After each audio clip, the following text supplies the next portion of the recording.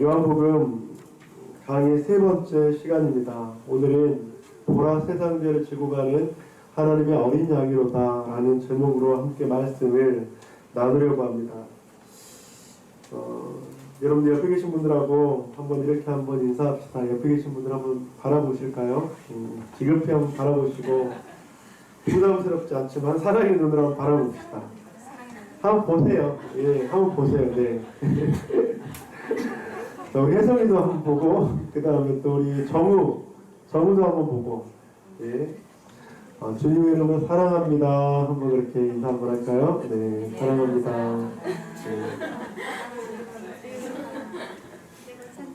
네. 여러분들, 무엇을 본다고 하는 건 참 중요한 것 같습니다. 여러분들 방금, 옆에 있는 성도가 나를 바라볼 때 어떤 느낌이 드셨습니까? 부담스러우셨어요?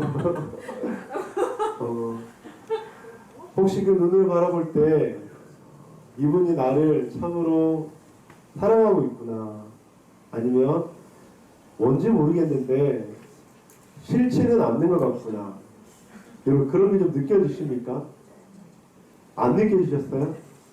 다시 한번 바라보겠습니다. 다시 한번 바라보시고 느껴질 수 있도록 사랑합니다. 네.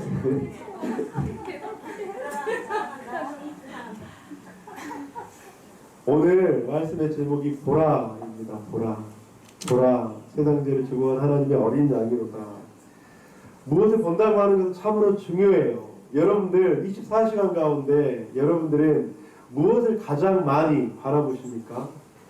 2024년 한국 갤럽 조사에서 우리나라 성인들이 가장 많이 하루 동안 바라보는 게 무엇인지 아세요? 누구인지 아세요? 남편? 아내? 자녀? 무엇을 가장 많이 바라볼까요? 핸드폰, 스마트폰을 가장 많이 바라본다고 해요. 여러분, 성인이 하루에 스마트폰을 보는 시간이 얼마나 되는지 아세요? 평균적으로 평균 5시간 이상입니다. 5시간. 더 많이 보는 사람도 많이 있죠. 8시간, 10시간 보는 사람도 있고요. 그 다음에 그것보다 더 적게 보는 사람도 있을 것입니다. 무엇을 본다고 하는 것은 내가 그것에 얼마나 많은 관심이 있고 그것을 얼마나 의지하고 사랑하는가를 대변하는 것일 수도 있는 것 같습니다.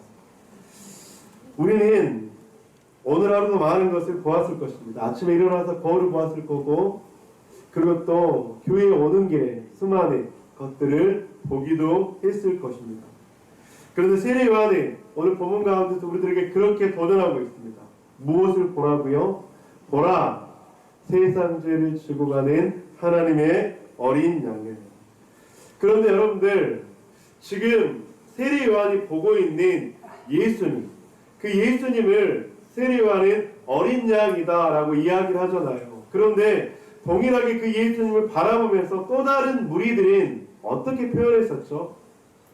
예수님을 바라보면서 네가 선지자냐? 네가 엘리야냐? 네가 메시아냐? 그렇게 예수님을 보고 있었습니다. 정치적으로, 군사적으로, 경제적으로 네가 나를 구원해줄 바로 그런 사람이냐? 라고 보았다고 하는 것이죠. 이처럼 어떠한 대상을 보더라도 그 대상을 해석하는 방법은 다 다르다고 하는 것입니다. 한 목재가 있습니다. 그 목재를 보고 어떤 사람은 그렇게 이야기할 수 있죠. 야, 참 저 좋은 목재감이구나. 야, 저건 좀 값이 좀 나가겠는걸? 라고 생각하는 사람도 있을 겁니다. 하지만 어떤 사람은 그 목재, 나무를 보고 야, 저 나무 그늘 아래서 얼마나 많은 사람들이 쉼을 쉬었을까? 저 나무에서 맺힌 열매를 통해서 얼마나 많은 사람들이 풍성함과 유익함을 얻었을까? 여러분들, 우리가 다 같이 보고 있다 할지라도 그 바라보는 것에 대한 해석은 모두가 다르다고 하는 것이죠. 사랑하는 성도님들, 우리는 오늘 세례 요한이 우리에게 도전하는 그 영적인 해석을 할 수 있기를 주님의 이름으로 간절히 축복합니다.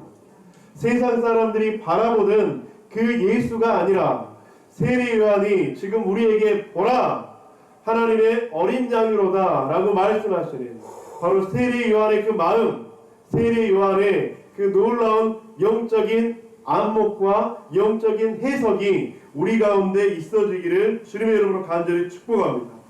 그래서 하나님 하늘을 활짝 열어주셔서 세례 요한이 보았던 것을 보게 하여 주시옵소서. 세례 요한이 보고 느낄 수 있었던 것들을 우리도 느끼게 하여 주시옵소서. 그렇다면 세례 요한은 오늘 본문 가운데서 예수님을 보면서 무엇을 보았습니까? 첫째는 보라 죄를 지고 가는 어린 양. 세례 요한은 예수님을 보면서 죄를 지고 가는 어린 양을 보았습니다. 29절 함께 읽어보겠습니다. 시작. 이튿날 요한이 예수께서 자기에게 나오심을 보고 이르되 보라 세상 죄를 지고 가는 하나님의 어린 양이로다. 세례 요한은 예수님을 바라보면서 어린 양이다 라고 외쳤습니다. 그런데 여러분들 어린 양은 구약의 희생제사를 떠올리게 하죠.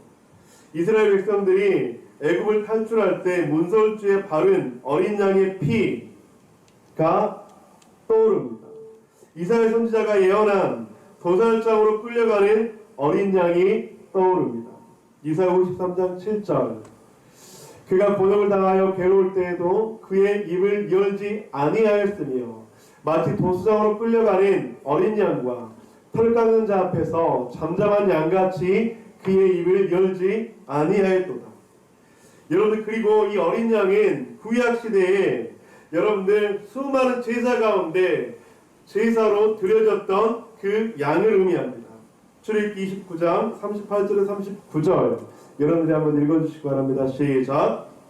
내가 네게 드릴 것은 이러하니라. 매일 1년 된 어린 양 2마리니 한 어린 양은 아침에 드리고 한 어린 양은 저녁때에 드릴지니라. 아멘. 여러분들 구약 성경에서 이렇게 이야기한 그 어린 양 대신 예수 그리스도가 요단강에 계셨다고 하는 것입니다. 그런데 여기서 놀라운 사실은요, 세상 죄를 지고 가는 어린 양이라고 했을 때 그 구절은 과거의 어느 한 시점에서 끝나는 것이 아니라고 하는 것입니다. 과거와 현재와 그리고 또 미래에 지속적으로 우리들에게 구원의 은혜를 베푸신 바로 그 어린 양이라고 하는 것이죠. 사람들은 예수님을 보면서 네가 선지자냐? 사람들은 예수님을 보면서 너가 엘리야냐? 사람들은 예수님을 보면서 네가 정치적으로, 군사적으로, 경제적으로 우리의 고난의 문제를 해결해줄 바로 그 사람이냐? 라고 묻고 있지만 지금 세례 요한은 그 예수 그리스도를 바라보면서 하나님의 어린 양이다 라고 이야기를 하고 있습니다. 어느 나라에 정의롭기로 소문난 한 왕이 있었습니다. 그런데 그 왕은 그 나라는 큰 전쟁을 앞두고 그 부대에 좋지 않은 일이 생겼어요. 어떤 일이냐면 그 부대의 식량을 누군가가 계속 조금씩 훔쳐간다고 하는 것이에요. 왕은 선포했습니다. 누구든지 이 죄를 저지른 자를 발견하거든 엄벌에 처하리라. 얼마 후에 왕의 신하가 근심 어린 얼굴을 하고 그 왕을 찾아왔습니다. 왕이시여, 좋은 소식 한 가지와 좋지 않은 소식 한 가지를 가져왔습니다. 좋은 소식은 식량을 훔쳐가는 범인을 잡았습니다. 그런데 그 식량을 훔쳐간 범인은 다름 아닌 왕의 노모입니다.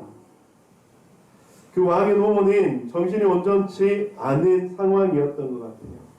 그래서 그 부대에 있는 식량을 훔쳐갔었던 것이죠. 왕은 고민했습니다. 그리고 수많은 사람들은, 군대들은, 백성들은 왕이 이 일에 어떻게 해결할 것인가 노심초사하며 지켜보고 있었습니다. 만약 왕이 법대로 한다면, 아니 왕이 법대로 하지 않는다면 왕이 그동안 외쳤던 그 정의는 한순간에 사라졌을 것입니다. 그렇지만 만약에 왕이 법대로 한다면 그 나이가 너무나도 많이 든 노모는 그 형벌을 이겨내지 못하고 죽음에 이르게 될 것입니다. 법을 집행하는 어느 날 왕은 그렇게 이야기합니다. 어머니를 끌어내려라. 그리고 나서 왕은 그 이후에 행동을 하게 되죠.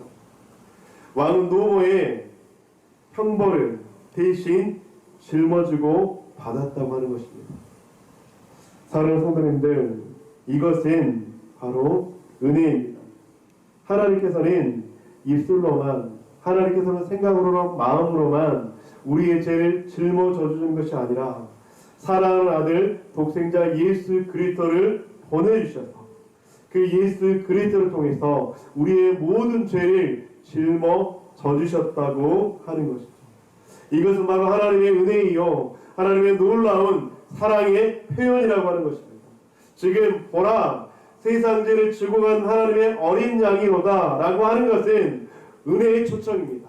사랑의 초청입니다. 그 예수 그리스도를 바라보라고 하는 하나님의 놀라운 음성이라고 하는 것입니다. 사랑하는 성도님들, 우리는 참 많은 죄를 짓고 살아갑니다. 어제도 죄를 지었고요, 오늘도 죄를 짓고요, 그리고 내일도 죄를 짓고 살아갈 수밖에 없는 그런 연약한 사람들입니다. 그런데 여러분들, 우리의 그 연약함보다 더 큰 놀라운 은혜의 소식은 우리의 모든 죄를 짊어져 주고 가시는 예수 그리스도의 은혜, 예수 그리스도의 사랑이 있다고 하는 것입니다. 우리는 예수 그리스도를 바라봐야 할 것입니다. 예수 그리스도를 바라볼 때 수많은 죄책감과 정죄감은 우리를 짓누르지 못할 것입니다. 예수 그리스도를 바라볼 때 우리는 점점 예수 그리스도를 닮아가는 성화의 과정 가운데 나아가며 영화로운 하나님을 만나게 될 줄로 믿습니다. 사랑하는 성도님들, 우리는 우리의 죄를 짊어지고 가시는 예수 그리스도를 바라보는 우리 모두가 되기를 주님의 이름으로 간절히 축복합니다.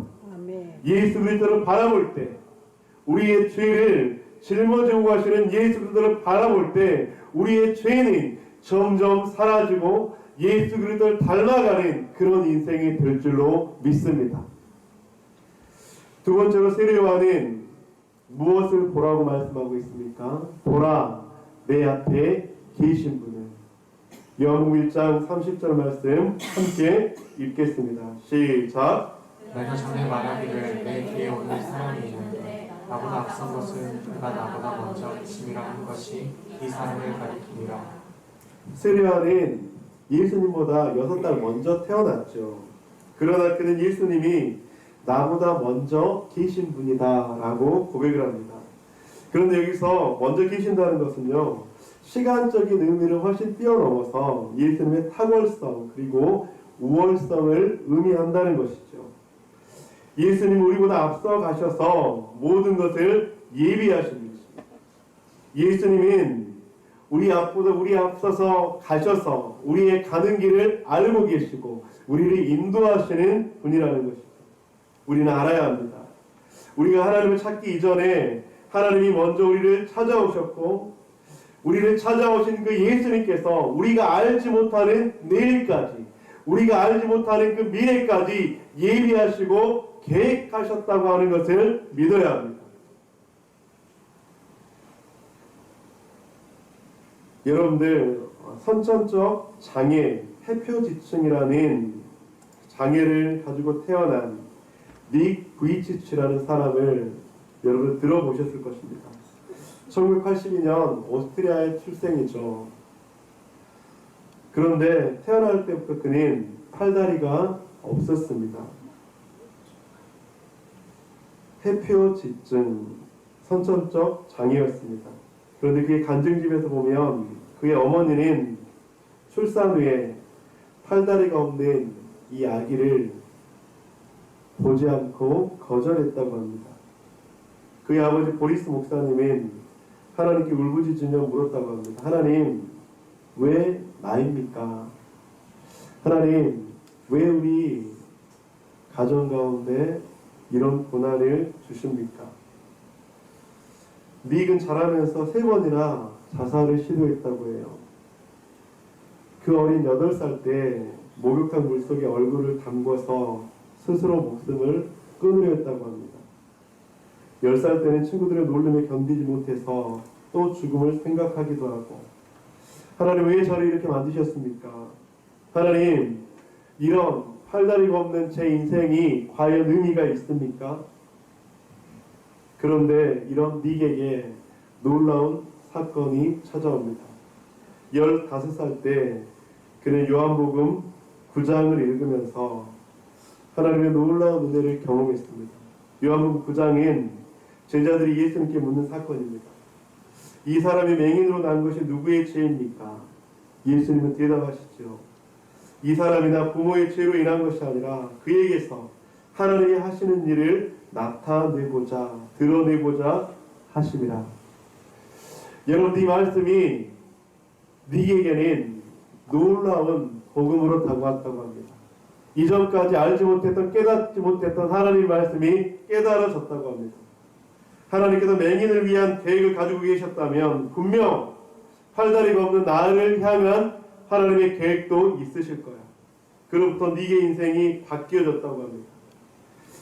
19살에 최초로 강연을 시작하고 100여 개국의 수천만 명의 사람들에게 꿈과 소망을 주는 전도사가 되었다고 하는 것이죠.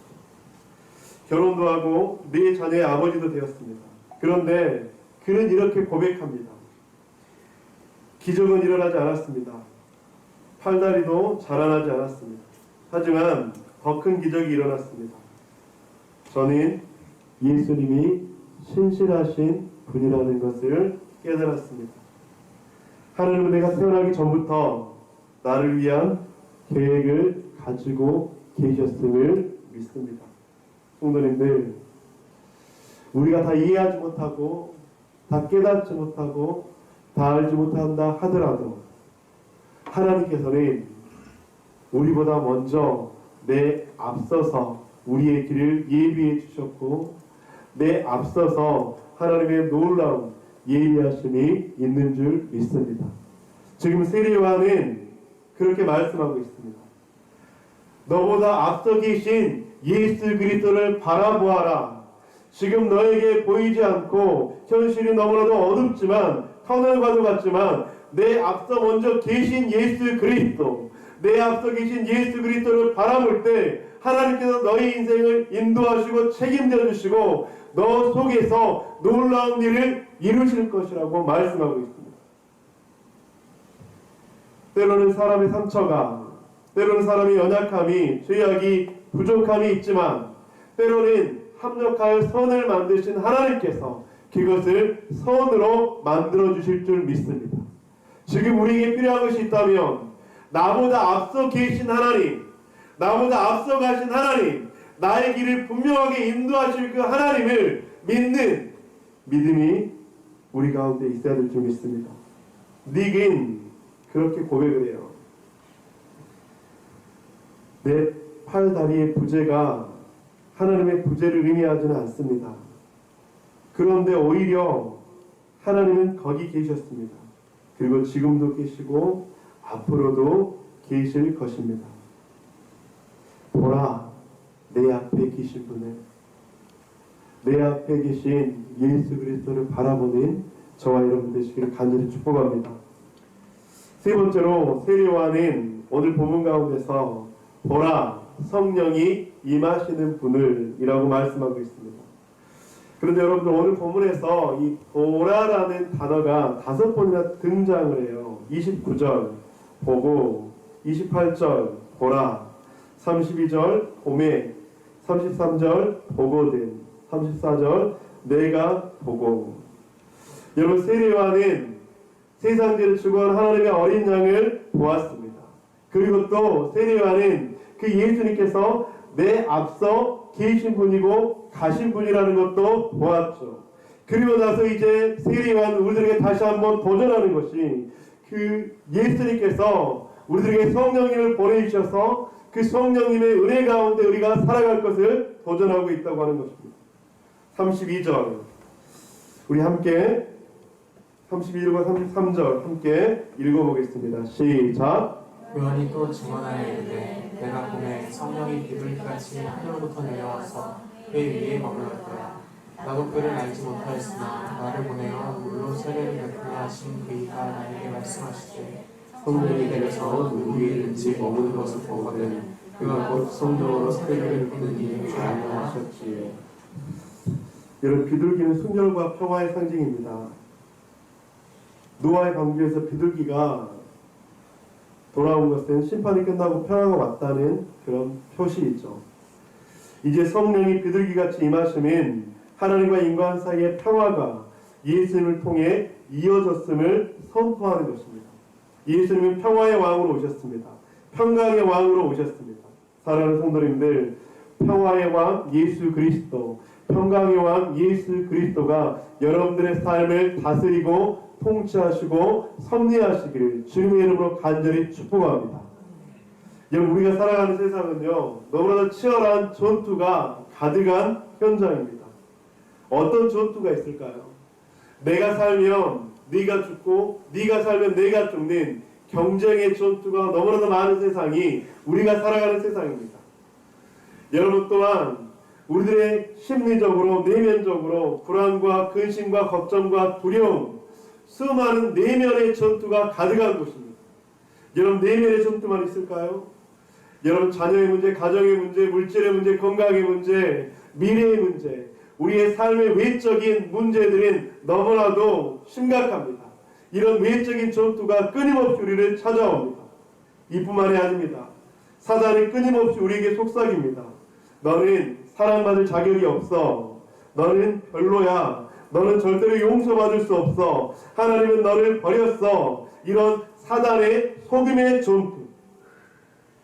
우리는 이런 전투 속에 어제도 살았고요, 오늘도 살 것이고요, 내일도 살아가게 될 것입니다. 우리가 숨을 쉬는 동안 이 전투는 절대로 멈춰지지 않는다고 하는 것입니다. 그런데 여러분들, 우리가 숨을 쉬는 동안 이 전투는 절대로 사라지지 않지만 우리는 그것을 기억해야 합니다. 우리는 사단과의 영적 전쟁 가운데서는 승리했다는 것을 알아야 합니다. 사단과의 전쟁 가운데 우리는 승리해서 하나님의 나라, 하나님의 자녀라는 놀라운 약속을 받았다는 것을 우리는 기억해야 합니다. 우리가 그 전쟁 가운데 승리했다면 우리가 이 땅을 살아갈 때 치러지는 수많은 전투 속에 때로는 패배할지라도 때로는 넘어질지라도 좌절하지 않고 예수 그리스도를 바라볼 때, 성령님을 바라볼 때 그 전투를 넘어서서 영원한 하나님의 나라에 임하게 될 줄 믿습니다. 사랑하는 성도님들, 수많은 전투 속에 성령님을 초청합시다. 성령님의 도우심을 간구합시다. 성령님의 은혜를 간구합시다. 그래서 우리가 치러지는 그 전투 속에서 승리하시는, 그 전투 가운데 승리하는 우리 모두가 되었으면 좋겠습니다. 요한복음 14장에서 이렇게 말씀합니다. 내가 아버지께 구하겠으니 그가 또 다른 보혜사를 너희에게 주사 영원토록 너희와 함께 있게 하리니 그는 진리의 영이라 세상은 능히 그를 받지 못하나니 이는 그를 보지도 못하고 알지도 못합니다. 그러나 너희는 그를 아나니 그는 너희와 함께 거하시며 또 너희 속에 계시겠습니다. 18절 여러분들 한번 읽으시기 바랍니다. 같이 버려두지 아니하고 너희에게로 가라. 아멘. 지금 세례요한은 우리들에게 도전합니다. 보라, 성령님이 임하시는 분을. 그 성령님은 우리를 절대로 떠나지 않겠다고 말씀합니다. 그 성령님은 우리와 함께 하시겠다고 말씀합니다. 그 성령님은 우리를 돕겠다고 말씀합니다. 많은 분들이 잘 알고 있는 모래 위의 발자국이라는 이야기를 잠시 드리려고 합니다. 한 사람이 꿈을 꾸었습니다. 주님과 함께 모래사장을 걷는 꿈이었죠. 모래 위에는 늘 두 쌍의 발자국이 나 있었습니다. 주님의 것, 그리고 하나는 나의 것. 그런데 어느 한 시점에 발자국이 하나밖에 없는 것이죠. 그 사람은 이상하게 생각합니다. 주님께서 나와 늘 함께 걸었는데 왜 여기서부터는 발자국이 하나밖에 없지? 그런데 그 발자국이 하나밖에 없는 그 시점, 그 상황들을 돌아보니 그때는 참으로 눈물을 흘리고 힘들고 고통스러웠던 그 시기였던 것이죠. 그 사람은 주님께 묻습니다. 주님께서 늘 나와 함께 계셨는데 왜 이 시간에는 나와 함께 있지 않죠? 이때 주님은 어디 계셨어요? 돌아보니 이때 가장 힘들었고 눈물을 흘렸던 그 시기였는데 이때 주님은 과연 어디 계셨습니까? 주님은 따뜻하고 사랑의 목소리로 이 사람에게 이야기합니다. 나는 너를 결코 떠난 적이 한 번도 없단다. 나는 늘 너와 함께 있지. 내가 시련과 고통을 겪을 때 내가 본 한 쌍의 발자국은 내 것이 아니라 내가 너를 안고 간 나의 발자국이야. 이것이 바로 성령님이 우리와 함께하는 방식인 줄 믿습니다. 우리가 가장 힘들 때 홀로 걷고 있다고 느낄 때 성령님은 우리를 안고 가시는 분이신 줄 믿습니다. 내가 아버지께 구하겠으니 그가 또 다른 보혜사를 너희에게 주사 영원토록 너희와 함께 있게 하리니. 사랑하는 성도님들, 지금 세례요한은 우리들에게 도전하고 있습니다. 그 성령님과 함께 했으면 좋겠다. 그 성령님의 인도함을 받았으면 좋겠다. 그 성령님과 함께 동행할 때 너는 능히 감당할 수 있을 것이다. 말씀을 마무리하면서 이 찬양이 생각이 났습니다. 말씀을 준비하는데 이 찬양이 계속 마음속에 그렇게 되뇌어졌어요. 하나님 한 번도 나를 실망시킨 적 없으시고 언제나 공평한 은혜로 나를 지키셨네. 지나온 모든 세월들 돌아보아도 그 어느 것 하나 주의 손길 안 미친 것 전혀 없네. 우리 이 찬양 한번 해볼까요? 하나님 한 번도 나를 실망시킨 적 없으시고 언제나 공평과 은혜로 나를 지키셨네. 지나온 모든 세월들 돌아보아도 그 어느 것 하나 주의 손길 안 미친 것 전혀 없네. 오 신실하신 주, 오 신실하신 주, 내 너를 떠나지도 않으리라. 내 너를 버리지도 않으리라.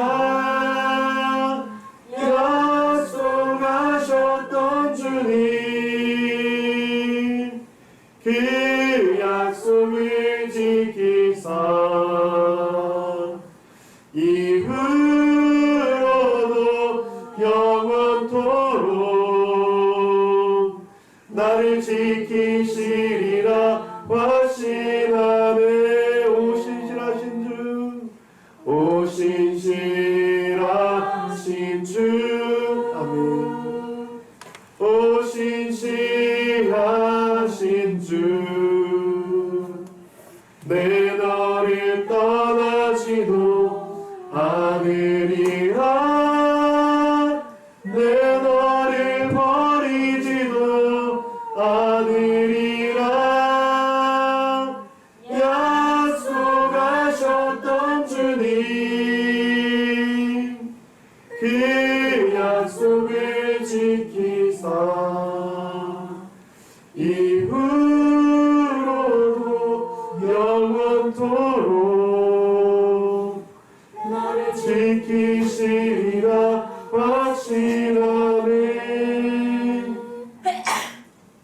사랑하는 성도님들, 지금 세례요한은 우리들에게 그 예수 그리스도를 바라보라고 말씀하고 있습니다.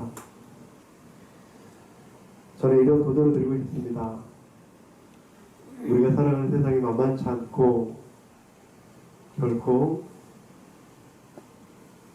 고난과 고통이 늘 우리를 집어삼키려고 하고 수많은 문제들이 우리를 시험에 들게 하지만 보라 어린 양을, 보라 내 앞에 계신 분을, 보라 성령님과 함께 하심을.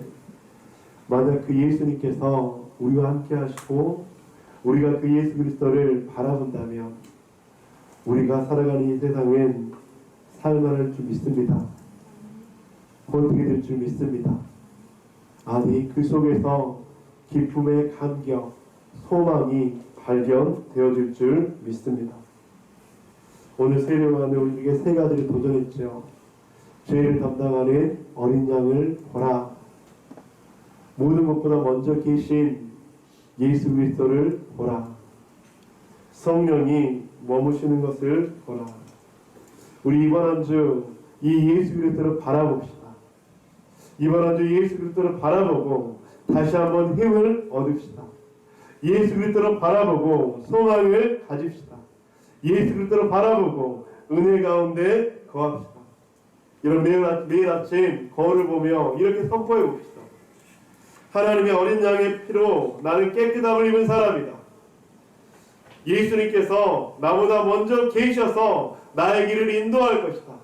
성령님과 함께 동행할 때 내 삶은 의미 있는 삶이며 내 삶은 소망이 있는 삶이 될 것이다. 이렇게 예수 그리스도를 의지하고 바라보며 이번 한주 승리하는 저와 여러분들 되시기를 주님의 이름으로 간절히 축원드립니다.